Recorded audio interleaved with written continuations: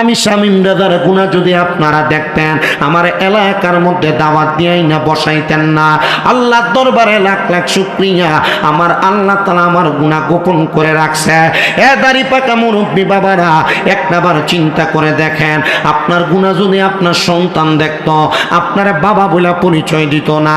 এ যুবক ভাই, ঈদের পরবর্তী সময় থেকে এখন পর্যন্ত তুমি গোপনে গোপনে লুকিয়ে লুকিয়ে যত গুনাহ করছো, তোমার গুনার খবর তোমার মা দেখলে ফুটবলা পরিচয় দিত না।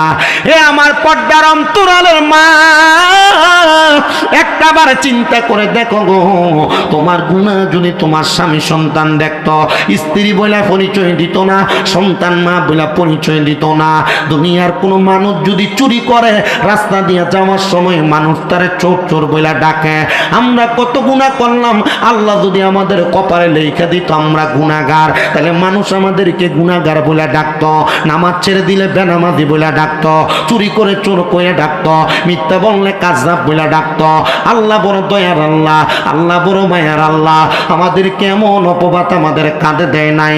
ও মুসলমান, ওই আল্লাহ তাআলা যেমন ভাবে গোপন করে গুনাহগুলা রাখছে, আমার আল্লাহ চাইলে গোপনে গোপনে আমাদের গুনাহগুলা মাফ করাইতে পারার ক্ষমতা আল্লাহর আছে না নাই?